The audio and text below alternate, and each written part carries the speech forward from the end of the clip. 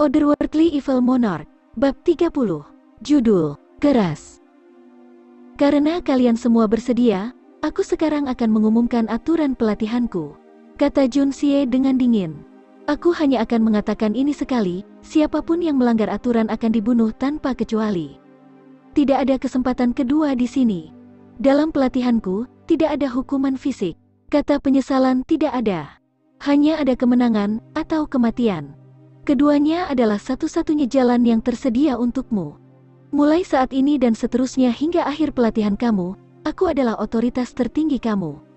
Selama periode waktu ini, kamu hanya diizinkan untuk mendengarkan perintahku. Kamu tidak diperbolehkan mendengarkan orang lain. Ingat baik-baik, meskipun itu paman ketigaku atau bahkan kakekku, bahkan mereka tidak diizinkan untuk ikut campur. Siapapun yang berani melanggar perintah ini, pemenggalan kepala. Setiap orang harus datang tepat waktu untuk latihan. Siapapun berani terlambat, pemenggalan kepala. Siapapun berani menyuarakan ketidakpuasan mereka, pemenggalan kepala.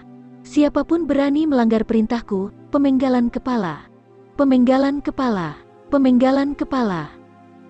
Serangkaian teriakan pemenggalan kepala terdengar keras, aura pembunuhnya naik ke langit. Sesuai dengan teriakan pemenggalan kepala ini, mata Jun Xie memancarkan aura menakjubkan yang dipenuhi dengan niat membunuh. 300 prajurit menatap lurus ke depan, tubuh mereka berdiri tegak, otot mereka tegang, ketakutan terlihat jelas di dalam diri mereka. Bahkan Jun Wei, yang duduk di kursi roda, secara tidak sadar terpengaruh. Darahnya mendidih, bagian tubuh atasnya diluruskan. Rasanya seolah-olah dia telah kembali ke masa ketika dia pertama kali mulai mendengarkan ceramah ayahnya. Menatap mata Jun Xie pada saat itu memunculkan ekspresi bersemangat ke wajahnya. Aura mengamuk dari seorang prajurit berdarah besi, yang telah hilang, telah melonjak kembali ke dalam dirinya. Kata-kata provokatif Jun Xie telah mengubah penjaga rumah ini. Orang-orang berdarah besi ini sekali lagi mengenakan identitas seorang prajurit yang tak kenal takut. Aura pertempuran mereka yang mengesankan telah meningkat ke puncaknya. Jun Wei sudah bisa membayangkan efek seperti apa yang bisa dihasilkan provokasi ini dalam pertempuran nyata. Semua yang mendengar kata-kata itu akan tersenyum, memancarkan bentuk keberanian heroik saat mereka menyerang menuju kematian. Hidup dan mati tidak lagi penting, tidak ada dendam, tidak ada penyesalan. Dengan kepemimpinan seperti itu, bagaimana mungkin seseorang bisa kalah? Di sisi lain tempat latihan, kakek Jun berdiri dalam bayang-bayang. Wajahnya memerah saat sikapnya yang tenang kehilangan dasar karena darahnya yang mendidih. Matanya menatap luas pada Jun Xie, kedua tangan dan janggutnya bergetar, menunjukkan betapa bersemangatnya hatinya. Apakah ini benar-benar cucu Debauciku? Apakah kata-kata ini benar-benar keluar dari mulutnya? Sungguh aura aspirasi yang luar biasa. Betapa roh yang menjulang tinggi. Sungguh, kakek Jun terbawa suasana dan mulai menggosok matanya. Dia menggosok sampai meneteskan air mata. Setelah dia berhasil menenangkan perasaan gembira, Jun Zantian berbalik. Tubuhnya yang awalnya membungkuk tiba-tiba menjadi lurus, matanya berkilau seperti kilat yang bergelombang, dan tubuhnya bersinar dengan bentuk kebanggaan dan kepercayaan diri. Pengurus rumah tangga, Pang Tua tiba-tiba merasa bahwa jenderal besar yang pernah menjadi sosok tak terkalahkan di seluruh dunia telah kembali. Setelah keluarga Jun menderita pertempuran tragis dan berdarah yang tak terhitung jumlahnya, Pang Tua tidak melihat sikap heroik dari Jun Zantian selama bertahun-tahun yang tak terhitung jumlahnya. Tapi sekarang, akhirnya muncul kembali. Memang, penampilan Jun Xie yang telah memberikan pria tua ini kejutan dan harapan. Itu memungkinkan Jun Zantian untuk percaya bahwa keluarga Junnya masih memiliki harapan. Terlebih lagi, ini adalah harapan yang besar dan bersinar. Cucu ini mungkin benar-benar bisa membiarkan keluarga Jun mendapatkan kembali kejayaannya. Salah. Ini bukan kekuatan, tapi sebuah kepastian. Surga itu sendiri memberkati keluarga Jun. Sampaikan perintahku. Mulai saat ini, apapun yang berkaitan dengan Tuan Muda, baik itu kata-katanya atau tindakannya, semuanya akan menjadi rahasia nomor 1 keluarga Jun kita. Ini adalah perintah verbal kelas 1. Siapapun yang berani melanggar perintahku akan dibunuh tanpa kecuali. Selain itu, mereka yang melanggar perintahku akan menghadapi pemusnahan 9 keluarga. Bersihkan mata-mata yang dikirim oleh keluarga lain yang kita awasi. Adapun mereka yang dikirim oleh istana kerajaan, cari alasan untuk memindahkan mereka. Selanjutnya, gerakan semua operasi bayangan kita. Mereka harus mengamati dengan cermat gerakan dalam dan luar dari kediaman Jun. Siapapun yang ditemukan menyampaikan pesan keluar harus dibunuh tanpa kecuali. Kita akan mengambil kesempatan ini untuk membersihkan rumah, melakukan segala upaya untuk memastikan tidak ada yang lolos dari kita. Nada suara Jun Zantian membawa citra seorang tiran yang pantang menyerah, seorang tiran yang gigih tanpa toleransi untuk segala bentuk keraguan. Pada saat ini, Pang Tua bisa merasakan aura pembunuh yang kuat merembes keluar darinya. Melalui ini, dia bisa tahu betapa pentingnya masalah ini bagi Jun Zantian. Jika seseorang benar-benar membocorkan sesuatu, maka Jun Zantian akan memulai pertumpahan darah dengan serius. Jun Zantian tidak tahu mengapa cucunya sendiri menyembunyikan kemampuannya sedemikian rupa.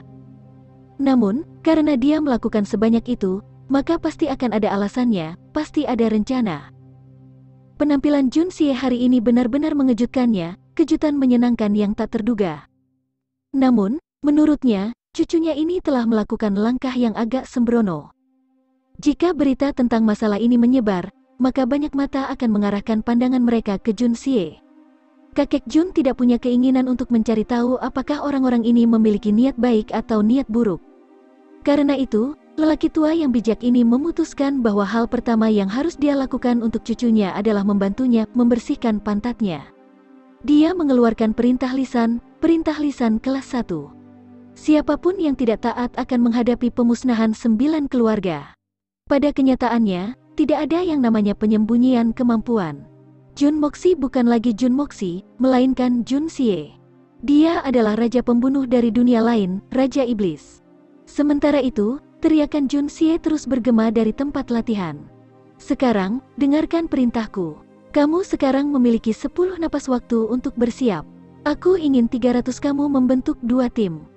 Jika kamu tidak dapat menyelesaikan tugas ini tepat waktu, kamu semua akan berlarian di sekitar tempat latihan selama 100 putaran. Mulai.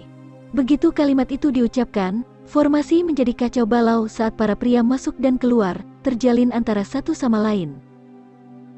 Dalam waktu singkat, mereka sudah membagi diri menjadi 2 kelompok, masing-masing terdiri dari 150 orang. Baik, 150 orang akan membentuk sebuah kompi, dan kemudian membaginya menjadi 5 peleton. Setiap peleton menampung 30 orang. Selanjutnya, bagi peleton menjadi 3 regu dengan masing-masing 10 orang. Sekarang aku akan memberi kamu setengah waktu dupa.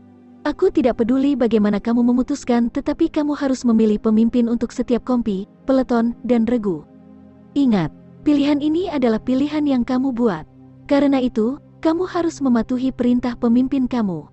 Jika ada yang mencoba untuk tidak mematuhi perintah dan menunjukkan rasa tidak hormat, maka dia akan dihukum menurut protokol militer, pemenggalan kepala. Setelah mengatakan itu, Jun Xie mengabaikan diskusi mereka dan berbalik menghadap Jun Wei.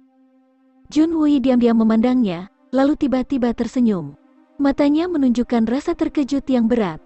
Moxi, penampilan kamu hari ini benar-benar mengejutkan paman ketigamu. Jun Xie menyikat hidungnya saat dia tertawa. Apa pendapatmu, paman? Jun Xie tidak merinci pertanyaannya, tetapi Jun Wei mengerti apa yang dia maksud. Awalnya, aku bermaksud untuk memilihmu. Namun, aku benar-benar tidak dapat menemukan kesalahan apapun untuk ditunjukkan. Jika pasukan militer kerajaan kita dapat menjalani pelatihan semacam ini, bagaimana mungkin mereka tidak menyapu tanpa perlawanan ke seluruh dunia? Sapu tidak terbantahkan di seluruh dunia. Garis gelap muncul di dahi Jun Xie. Paman ketiga melebih-lebihkan.